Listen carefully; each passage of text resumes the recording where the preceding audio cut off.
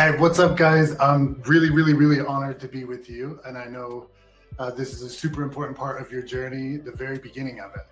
When I was getting started, I had no idea what was going to happen. I had no idea what was going to come, who I was going to meet, and what it was going to turn into. I started hair school at 19 the first time, or 20. So I'm like 25 years into messing with scissors and stuff. And it's still crazy. It's still an adventure. It's still something that happens regularly that I don't expect. Not necessarily, making mistakes and doing stuff like that, like on purpose, but you do. And things happen and things go weird and you pick up the pieces and you move on. But over the longest, journey that I've had, really the most important part is staying inspired. As a hairdresser in the beginning or in the end, burnout is real. And you guys know that are going through school how hard it is. A lot of you guys are probably working other jobs and doing other things. So this is a very important moment. It's very important to take time, stop, actually fully put yourself into education. We're coming to you virtual, and a lot of that might feel like it's in a land far, far away, but I promise you the butterflies are still real in my belly. The acuity that I plan to expose here or show accuracy is real. And I've worked really hard on making this collection and every collection that I do something that stands up and stands out and teaches you guys something unique in its own way. But I could talk all day about it. Who cares, right? Good thing is that you guys are here. I'm here. We got a bunch of rad visual stuff to show you guys. I'm going to do this haircut on this mannequin. I have everything pre-sectioned out so we can keep the highest impact possible. We're going to smash through this. It's going to be super cool. And Jess, if you wouldn't mind bringing up our visuals for us to get a start. And I'm going to walk you through this and talk you through this. This is a duogram. It's a type of learning tool that's cool. So we're going to separate the top from the bottom. We're going to take a center back parting, elevate that vertically. That will give us our line because it follows the head shape. Then we take vertical lines or vertical sections, elevate them horizontally, slight diagonal down, cut on top of the section, moving to the length with the razor. We'll do that from cornerback to cornerback, or basically to the back of the ear. We stop, you can see just a little bit, above the ear. So we work all this stuff. It's going to be a mullet. So the idea is to get rid of a lot of length up front. Now we're going to take this and split it in half, zigzag, elevate the front diagonal down to the face frame. The top we take up and disconnect, but it's using a length from the back, which you'll see. Then we do the fringe. Fringe is individual pieces guided to the previous section, cut from top to bottom. So it looks like a razor style, but it really was done with a scissor. Then this final bit is a concave section. Everything comes to the center, sort of builds a little house, a little peak at the top with that top left over. And then that's your final look that you're after. Really, it's called Hobbit Cut because when I create these haircuts, a lot of the times, I don't know where it's going. I just start with the mannequin head and sometimes like a little vision of an area or a piece. And truthfully, these things came to me in a dream, guys. I asked for something new, begged, screamed, and shouted for something to happen in my life.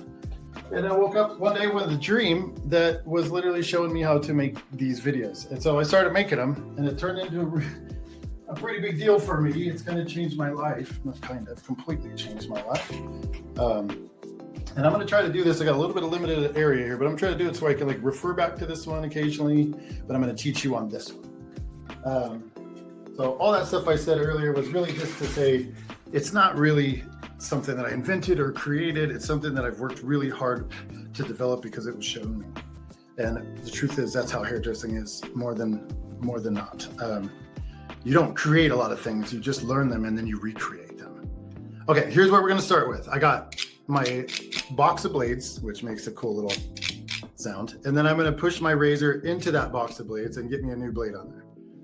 I have, well, we call it the straight blade, but it's a guarded blade, right? You can see how it has a kind of an interrupted blade.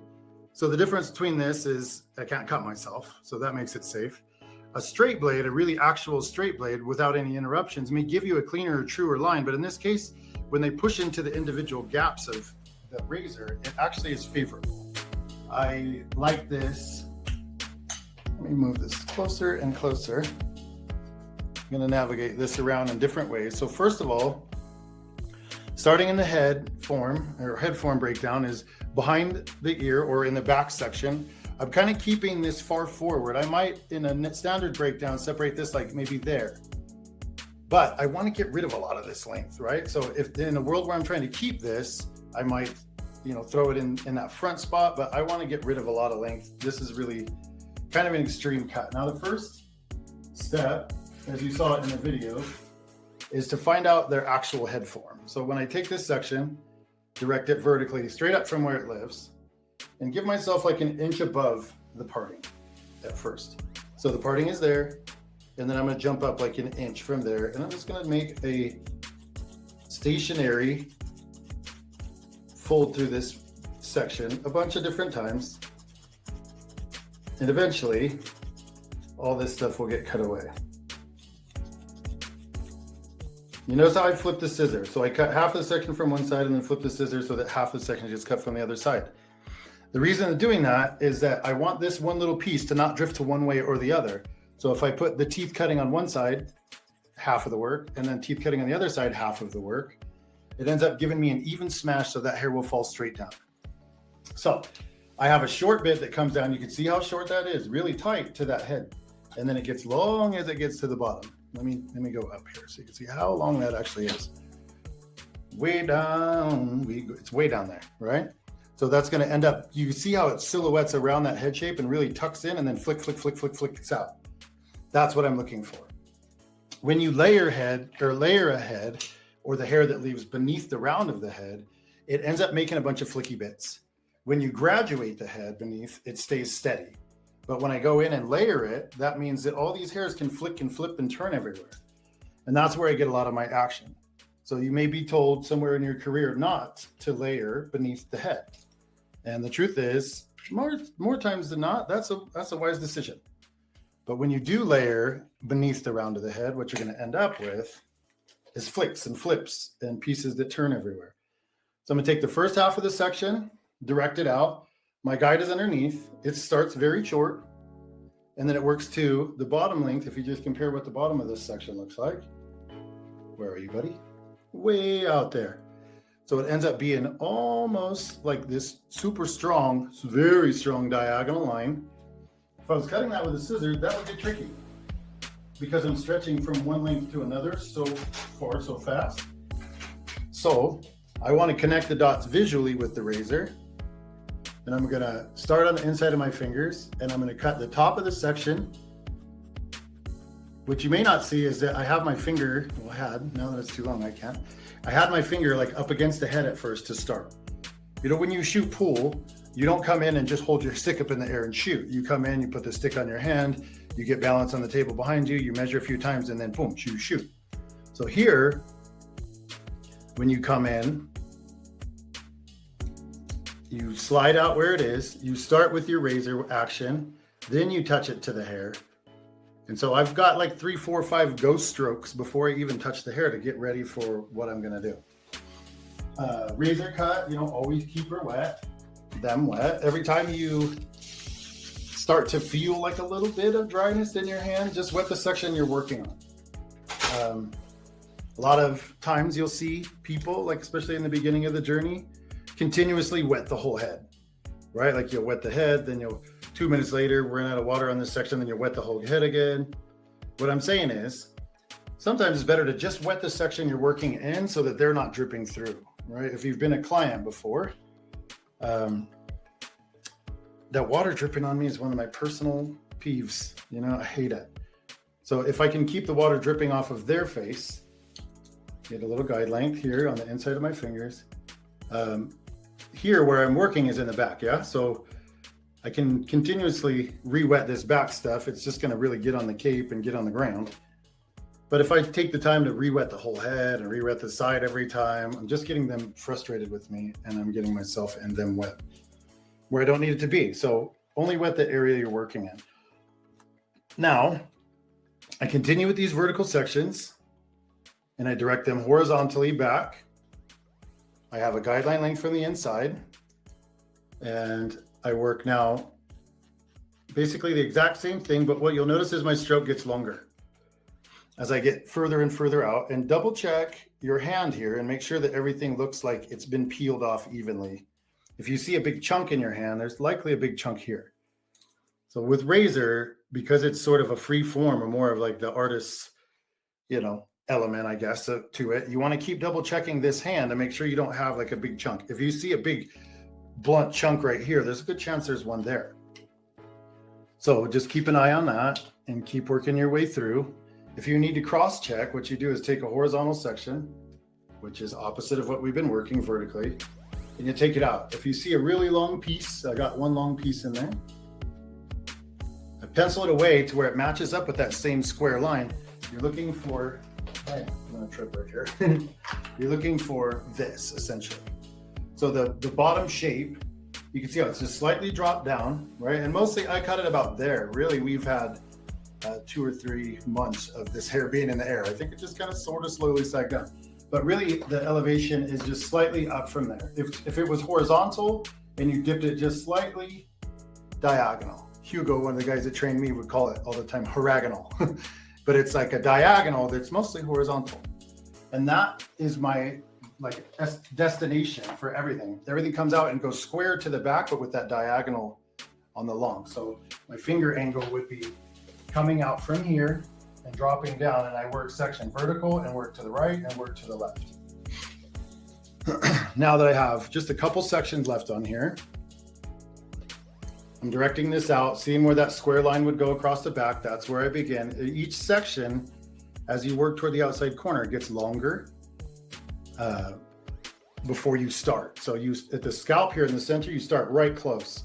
As I work my way out toward where I am now, I'm starting like 2-3 inches off of the head shape. And that's simply because the head shape has turned away from me. So it's rounded out and gone in toward the ear, but I want to make sure I'm directing everything to the flat. The reason this stays sort of strong in shape, because even though I'm using a razor and slashing through all this length from short to long, the reason it stays strong in shape is because I'm keeping the back of this square to the wall. So as I work across this, the top stays very square. So there's really a strong flat resemblance here in the back. And that's very Hobbitish. These pieces quite long, so you can take them down. Let me drop this or bring this up just a little tiny bit. These little pieces that are coming down in the back, some of them are really quite long, so I can just take those and kind of mold those off, etch them off. Recognize that if I cut from the top, it'll stay down. If I cut from one side or the other, it'll push toward that side. So if I want it to go towards the face, I cut from the inside center and push it towards the left. Then those pieces will more flick and chase around. If it goes too much, I can go back the opposite direction and put a little bit of a channel pushing back towards the back, and it'll kind of contain it back some. So let the razor be kind of the guide that pushes the hair in certain directions. So here's our result that we have. Let me jump on this side. Here's the result that we ended up with. Let me get a really tight view of this. This stuff at the nape, you can see it's kind of wild. It's short, it's sticking out. It wants to kind of misbehave. That's the idea. And then by the time it gets to the bottom, it's very controlled. Everything's very like locked in and brought down. And if you guys have questions, if there's anything along this way and you're like, dude, I need to see that again or something, shout it out. Jess has been my eyes and ears for this, and he's going to continue to let me know if there's something that you guys need to see again, or if you have a question. So don't be scared to say it. We're here for you. Okay, so now I continue to this right side. I'm going to go into a little bit faster pace now. That was to explain everything, very thoroughly. But let's look onto this other side again. So we're working center, and we're working our way out to this right side. We started in the middle, vertical section, elevates out, diagonal finger angle, and I'm cutting with the razor on top of my fingers, drawing from shortest point at the crown to longest point at the nape. Vertical section, right through there. Drag this up to the previous stuff, which we have already cut. Get some of that guideline length from before, so I can see it inside my fingers, very short again. And then I'm going to work a little bit tighter stroke at first, and then working my way to longer at the end of it. Now, why does that make a difference, Raj? Well, good question, Raj. If you go short stroke, let me get this hair in my hand. If I go short stroke initially here, it'll give me a blunter line. Trying to get my hand out of that way. I know it's kind of in it. If I go a short stroke there, it gives me a blunter line, right? And then as I work my way towards the bottom, If I increase that stroke to where it's getting longer and longer and longer and longer, meeting up to the length that I had before, then those pieces will be more wispy in nature. So I'll have a stronger strength towards the top where I need it, because I don't want a lot of these pieces running away everywhere. I kind of want to build a strong house for the top to sit on. So as I work to a longer stroke, which let me get another one in here and explain that. The shorter stroke here right at the top. So you can see I got about a 2 fingers width. A lot of times you'll be operating and hair cutting within a channel that's about this wide. You know, it goes up to your second knuckle, and that will give you an area quite often on the head that will be basically natural flow. If I widen it more than that, a lot of times the head shape is different. So cutting with a 2 finger kind of, I guess, governor, if you will, is that a word I could use? Making sure that you end up cutting only about 2 fingers width worth of hair at a time. If you measure that, that means it goes from the crown of the head to the nape, and then from the nape to the hairline. It's really 2 separate chambers. And I think that developed because naturally it is the closest space to the human head before it shifts shape a lot of the times. There, so now it's tucking in, it's getting tight against the head. You notice again, and it said I was going to explain it, but I didn't. The stroke is short at first. It's about 2 fingers width. And then once you get to the longer hair, the hair that lives more toward the perimeter, you're going to do a little bit longer stroke at first and then get longer and longer and longer. If you're going to switch the stroke mid section, it's best to do it in stages. So like if I'm going to do a 1-inch stroke here,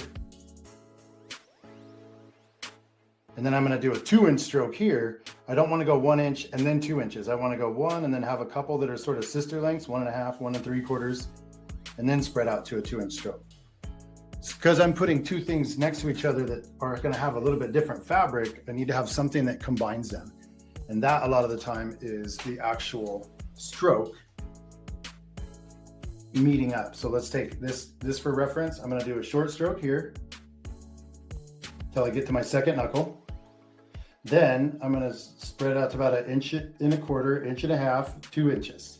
So that's the section at the bottom that join them. Now I'm at the long stroke section, which ends up being like wicked long. Then I'll get a lot more like air, a lot more flip toward the bottom. Conversely, let's say instead, if I wanted to keep a short stroke all the way down, all that will do is make sure that this stays blunter. It stays more readable. So what I'm looking at right now is a medium to thick hair. This mannequin's a viola, and viola, as you may or may not know, is one of the thicker ones. But also, it like has a lot of like texture, but not a curl, more like a bend. So reading the hair and reading how long that stroke needs to be according to what the hair is. If I have hair that when I push it up, it has a big long bend like that, I can get away with a really long stroke. If I'm going to cut hair and I push it up and it has 3 or 4 curls in this amount of space, I have to keep the stroke as long as that curl. If I stretch my sliding point beyond the depth of that curl naturally, it unravels. Hair looks a lot like a rope, guys. If you look at it under a microscope, these pieces have already been cut, so I'm just going to add some texture because it's too thick. But hair looks a lot like a rope. So if you cut a rope, right, you'd want to just cut it off. It's kind of strong and it's short. But if you cut it off really long, you can see how it would kind of spread out and unravel. So a razor, even though you can do it and get away with it on curly hair, it actually works great on curly hair. Hey Raj, I had a couple questions for you here, man. Awesome. Let me just finish that one thought. Recognize the length of the stroke is really heavy in relationship to the length of that C that's in the hair or the curl that's in the hair. What's up, Jess? Nothing much, man. I got a couple questions that splashed up a little bit ago, and I'm just going to throw them up on the screen for you when you're ready. Yeah, if you could can you say them to me out loud too at the same time so I can? I certainly can. Mara wants to know, what angle should you be holding that hair? What angle should I be holding this hair? Yeah. Well, right now I got this man, I don't know if you guys can tell, this thing's head high to me, right? I don't remember last time I cut a bob or a mullet this high, but for camera's purposes, I got this thing way up in the air. It's literally almost my height. That's me standing up tall. So I'm trying to get this thing elevated directly out and then slightly down from where it lives. Like the horizontal mark here is where layering begins. So anything from here and above is layered. Anything from here down is graduated, which this builds weight, this reduces weight. So if I cut it horizontally, that's that point where weight breaks. It's not layering, it's not graduation, it's even. My finger is kind of drug out at a diagonal, but the elevation is staying slightly below horizontal. Or like Hugo would always say, horigonal. It's a horizontal line that's slightly dipped down. Horigonal and viragonal, right? Viragonal would be like, it's mostly horizontal with a little bit of dip, right? And then viragonal would be, it's mostly vertical with a little bit of lean. Well, I got one more question. I think everybody wants to know the answer to this is what product did you use to keep the hair straight up on the other mannequin? It's always hairspray. It's always hairspray. I work pretty continuously, with hairspray. It's something that you, in this world, as a hairdresser, is one of the keyest factors, I think. But that one is actually, hairspray. It's a strong, firm hold hairspray, but it ends up being quite a brushable one. But it doesn't really matter. I've done it with every type of hairspray that there is out there. I've used all of them, and the only difference is how much stuff they leave on your iron. But it's molded largely with a hairspray and a blow dryer at first, which maybe if we got time at the end, I can get into one of those sections or something like that. But yeah, it's molded with a blow dryer and hairspray, almost entirely a blow dryer. Very little flat iron work. It just kind of happens at the end just to get the end straight, but everything is pretty much molded with the flat iron or with the blow dryer. Is it any other questions out there, Jess? Thank you guys so much for asking that stuff. Good chance I stay focused on this mannequin for so long that I'm like, what was the question? But also that's me. I'm an artist, right? And artists, look at how cool that is. The diagonal from underneath of this, you can see it exactly inverted on the head shape. So where this head shape rides, right here, is the exact inverted angle of that. I never even noticed that. Very cool. Okay, so now we're moving on. We doing good, Jess? Time check. What do we got? We're about halfway there, guys. And I've only done the back, so Rod's got to speed it up. We're gonna do, and we got to get that giveaway in there too. So we got to be more than halfway, Rod. Let's get this. So we're gonna take this section now, and this gets a little bit easier. It works a little bit faster from here on. And I'm gonna take the fringe and push it out of my way for now, just to make sure I don't get it. Much better to clip stuff out of the way that you don't want to get. Play it safe, don't play it risky.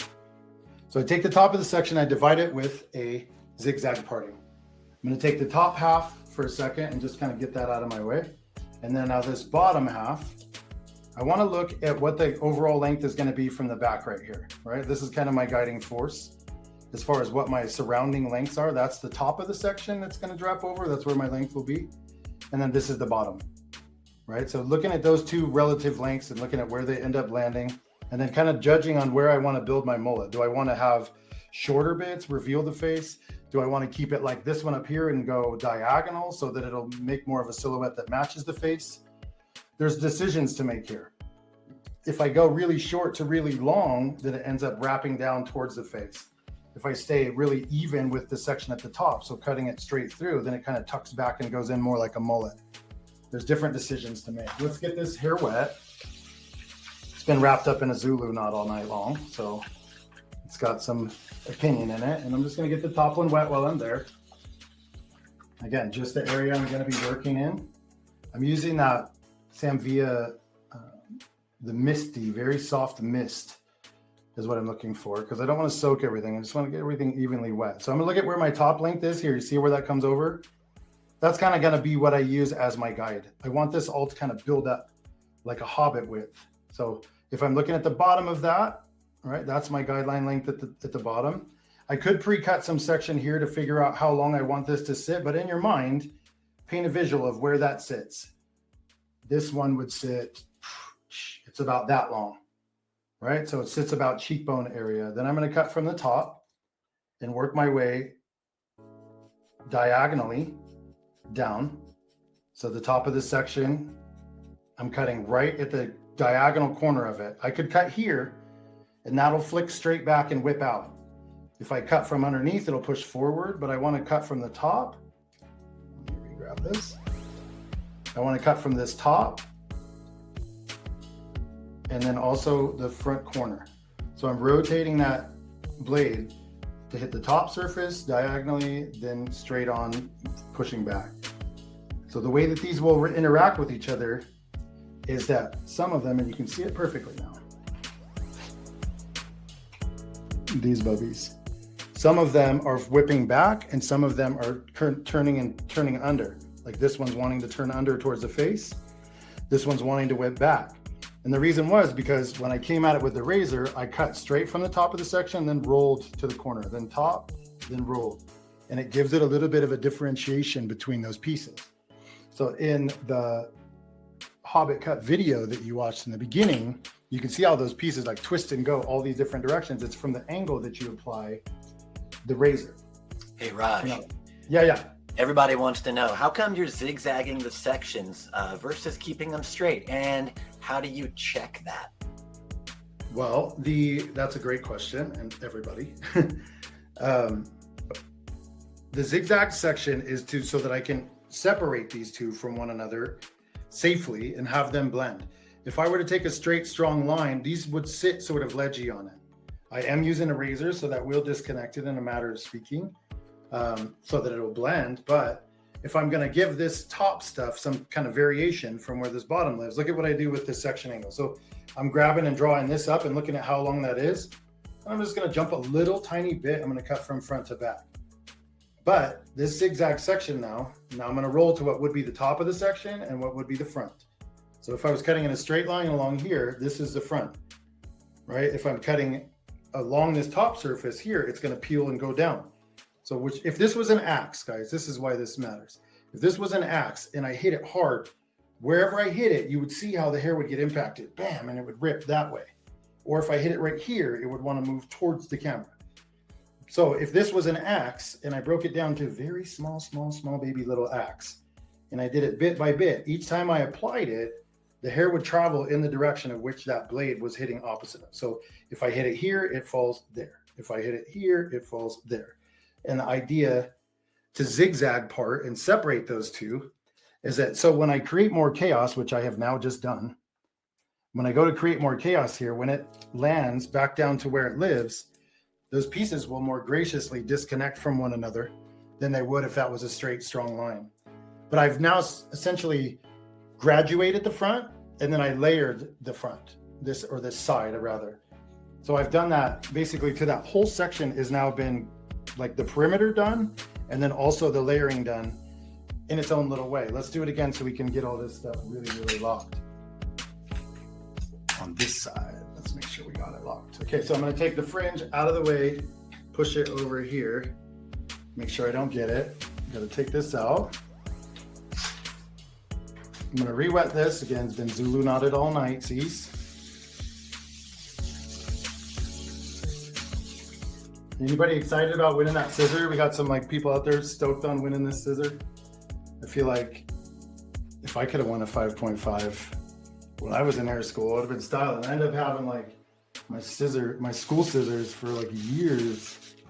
And then actually now a friend of mine gave me scissors right away, but I never used them because I felt like they were too good for me.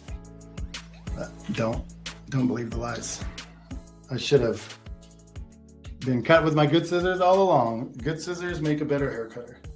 Now let's do that a little bit better. Okay, that one's subdivided. You can see how that one looks slightly different than the other. That's okay. You don't want to make exact parts, even if it's kind of high peaks and valleys, it'll do better to separate. So I'm going to use the same point of reference. I can use what we cut from the back to look at again as my general guide. But the cheekbone up here and about that width is what I'm going to use as my guide. It's okay to measure the other side. And then remember to roll from the top, roll from the front, go to the top, roll to the front.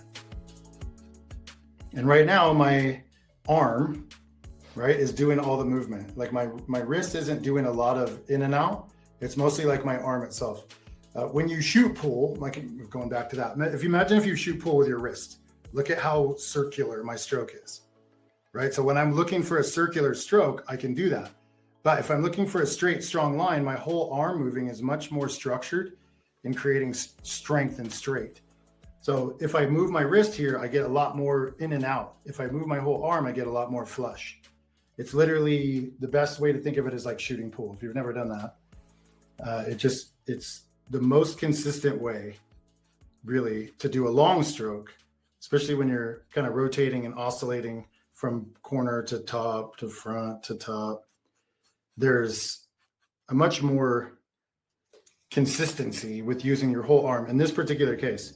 That being said, all day long I use my wrist to cut with a razor, but in the same way that if you alter your approach with a scissor, it'll alter your results. If you alter your approach with a razor, it really greatly alters your results because it's so much more of a Freemason kind of tool, like Mason-like tool. You can cut things away, you can stone things away, like cut stone away, right? Yeah, now taking this final bit and elevating this straight up and looking at where that guideline length came from the front. Boop, and I'm gonna cut from the front to back because I want this stuff to push away from the face. I could go to the top if I wanted to come straight down, but I don't. I want this to actually push straight away from the face. So now you can see I'm using my wrist. The wrist in this case is very straight and strong. And the pinky comes out just by habit, but like really what I'm doing is holding it like a pencil. And because Sam's razor rotates, I can go up or left or right, but I'm going straight up, a little bit of diagonal to the section, and what, you know. That was definitely not a Kendrick Lamar quote, by the way, but could have been. And then take some of these bits down to the ground where they live. If you got any leftovers, I love the way that looks. I'm not gonna touch. It's time to move on to the final segments. So moving on to the fringe now, you can see, we can't because I gotta turn it. Hi. What we're gonna do is create a fringe that ends up looking like this. Up in the air, you can see like where these sections were. Diagonal forward, elevated up and disconnected. I'm gonna cut this fringe and then we're gonna do that top. And we'll do that in a very like condensed section. So let me show you with the razor first how to do this because we've been on the razor all day. This now is creating your own guide, dead center front, and picking what length you want it to live at. Let me do better here. A little bit higher, Raj. There we go. So taking this bit and pull it down and push it up and look at where the bends are. There's a bend there, there's a bend there. So those are my two options. I can either take it to that point or I can take it to that point. When there's natural texture in it and they're gonna wear it like that, you really gotta read that, guys. So let's take it to the first bend, which is there.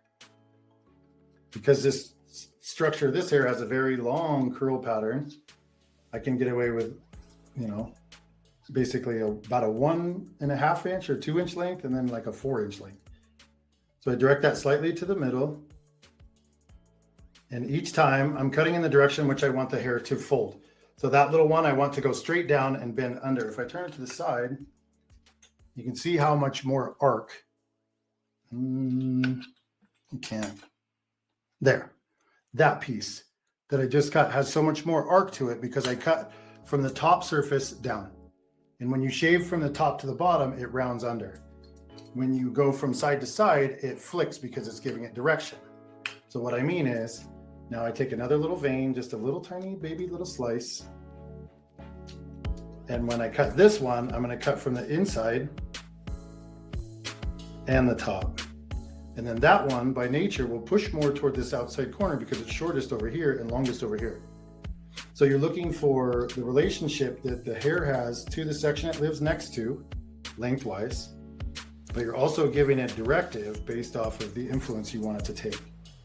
I want this hair to be structured to peel and turn towards this outside. So every other section, every few sections, I give it some from the top and some from the inside pushing toward the out. And those pieces will have that character built in. So you notice I'm just taking a little tiny bit, what I can grab in my finger at a time. And when I say grab in my finger at a time, I want to be able to control a small amount of hair, right? I don't want like a big clump in my hand, otherwise it's going to hang like a big clump. But if you want pieces to move individually, pick them up individually. If you want them to move as a whole, pick them up as a whole, and with a razor, what I mean. So if I took all this whole side, everything all at once and brought it down and cut it all, it's going to move more like one unit. If I pick up individual pieces like I've been doing and I give them individual character to turn left or down or, you know, even come up from underneath and have them flip out, it gives them individual characters so they kind of do their own thing together, right? And that's what I'm looking for. If you are scared of a razor and you want to be able to try this, let's try an event where that comes up, right? You don't have somebody that can cut their hair with a razor, but you really want to do something like this. Pick up the individual pieces, drag it down to where that other previous guide was, pick up a reference, keep your hand camped at the top of that section and cut down.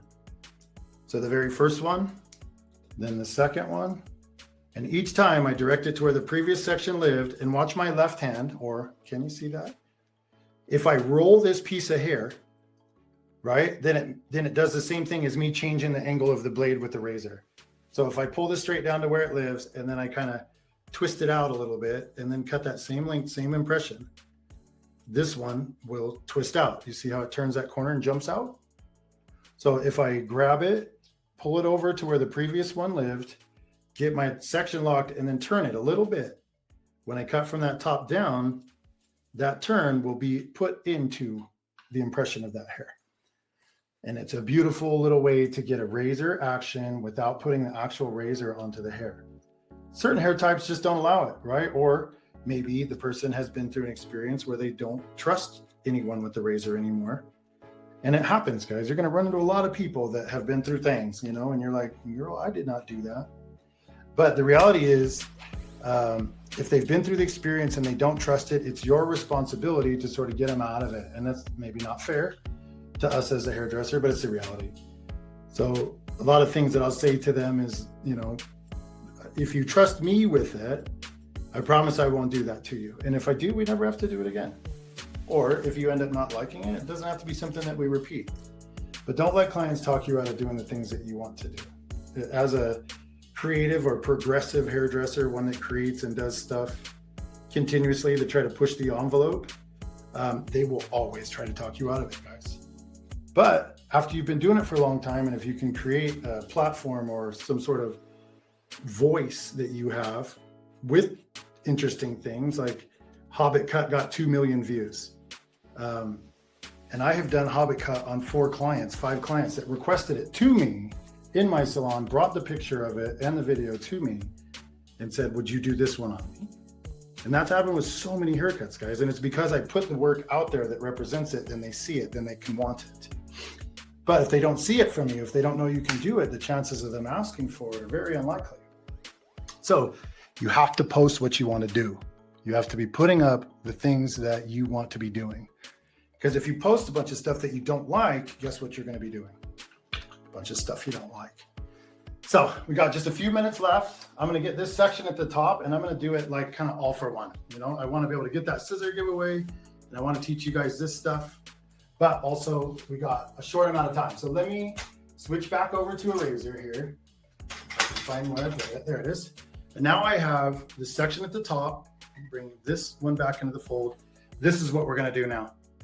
That everything being brought to the middle, you could be calling it house layers. I see that. The mannequin is back. Reminds me of those ships from Star Wars. Oh, dude, it does. That should be, what are those called? Oh, dude, there's got to be a Star Wars guy out there that knows what those are called. I certainly don't. Spaceships. This first section, I'm going to break it down section by section, but we're going to do it quick. So it won't take us long. I'm going to work a vertical section that runs right down middle. I look at the guideline that's coming from here, a slight lean to the diagonal. So I want it from that length at the fringe, and make sure you find the longest point, which is there. And I'm going to do a slight lean forwards because I want the length at the back to stay a little bit longer. This hair could be wetter. Definitely could be wetter.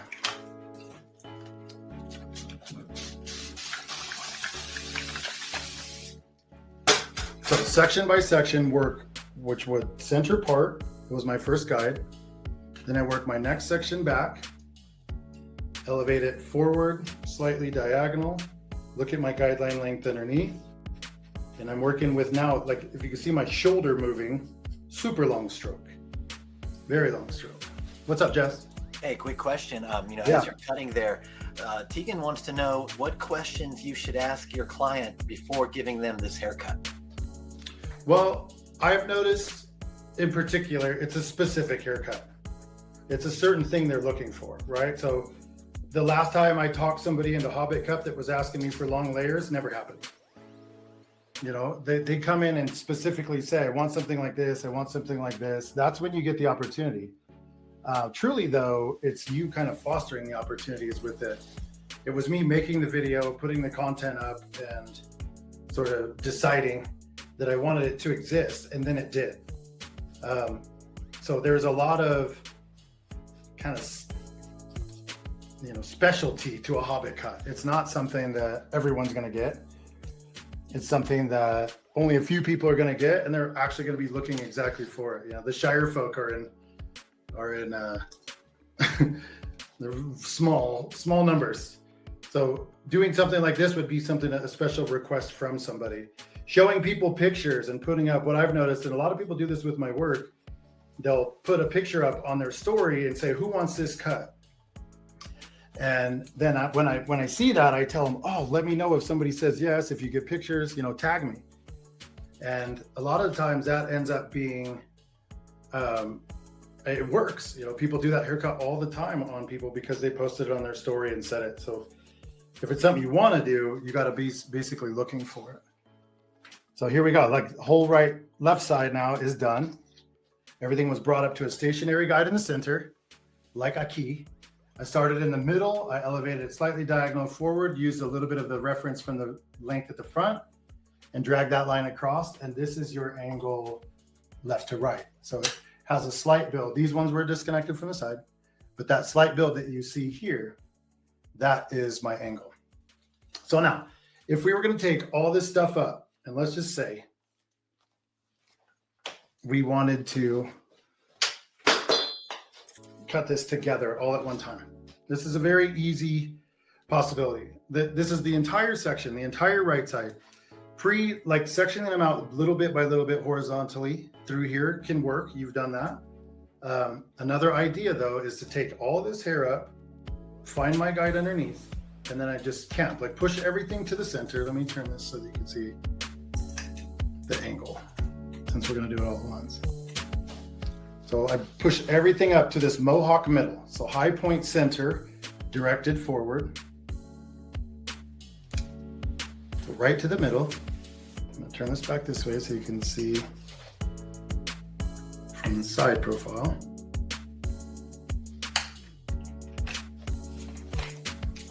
I'm gonna draw this straight up to where it lives. I got a guideline underneath, and now I'm gonna cut everything blunt right here. I'm just camping in one spot and kind of sliding back and forth, little tiny left-right motions, like a typewriter, guys. I don't know, probably people don't even remember what those were.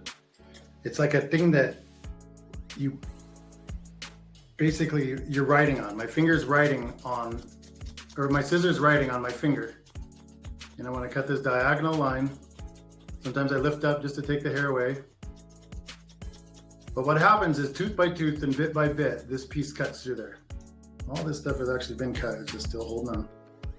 But I end up drawing and getting that diagonal line. Now that I've cut it all to one length, and I was using an Invisablend there. So that's a tooth shear that doesn't have, this side is blunt. So the side with no teeth is blunt. So my teeth only cut from this side, right? This is what actually cuts. So look at where my hand's camped. Look at where the blade's sitting, and the teeth are biting the top side of this section. If it was here, the teeth is biting what would be the top side of that section. So it's biting the outside, and it will peel down and lay down more naturally that way. But a blunter line I'll probably end up with than I did on the previous sections because it doesn't have as much in and out of the razor, but it still gets a breakup. It still looks very synonymous to that other stuff. It drifts from shortest to longest in the back. It follows everything diagonal that we've been doing. Let me bring that up so you can actually see what I'm talking about. And then let's get this to a spot where we can just kind of let it finish and air out. I have put a curl cream in it already, which was a Redken one. And I have basically kept the water in it this whole time. So it never really fully all the way dried out.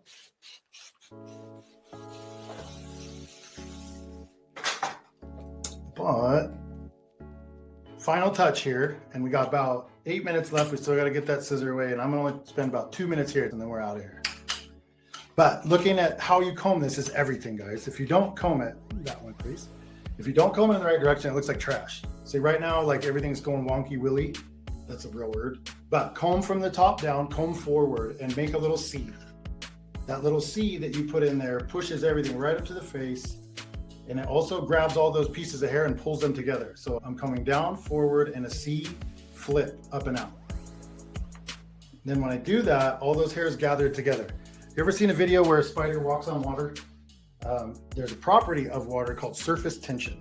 And when they get wet, they bind together and the frizzy ends hold down all their friends and they don't get frizzy.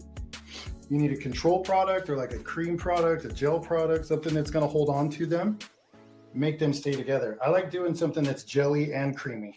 I want to cast, but I also want moisture. The cream gives you moisture. Look at that. We're going into like 70s Shagtown. But everything keeps getting pushed down and flicked up. It's got to be wet together. If it's not wet together, they don't stick together. If it wasn't wet, the spider couldn't walk on it, right? So it has to be wet so that they stick together. Then, final move is to take these pieces and scrunch uphill, push up and clump and grab them. So this whole side, push it all up together and squeeze. If it doesn't make like a noise, it's not wet enough. You want it to really announce that it's wet, you know? So if it doesn't make a sound, it's probably not enough water. I want it to like, there. I can feel these squishing in my fingertips. You may not hear them, but I can tell they're wet. So you take these pieces and you kind of now take your fingers and push them down and mold them into their own little companies. Those ones are going together naturally, so I bring them together. And they have to be doing it on their own. You can't force anything. You find it, follow it. Then same thing happens back here. Push it up, sprinkle it together. It's a combination of, you know, pushing up and squeezing at the same time. But also kind of I'm rotating out because I want these pieces to kind of flick and flip. Have little flippy bits. The majority of the length from the top is being pushed forward. You can see how far separated this is for now. As this dries, it drops and droops back and builds up. So you push it together and you complete it like as one unit. And for me, it's better to have fewer curls to start. I want like 5 or 6 pieces of curl for this. And then eventually they open up and air out. But a little diffusion, you know, get it from the outside surface, let it really gel cast first and get strong and hard before you touch it.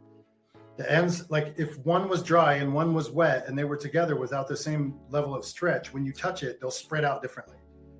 They have to be equal dryness. When you sprinkle it, you want it to like all break up the same, not be wet over here and dry over here and then, you know. I made a video about this yesterday, actually, which will be coming out on Sam's channel soon. But anyways, that is the Hobbit cut, dude. I hope you guys had a lot of fun with that.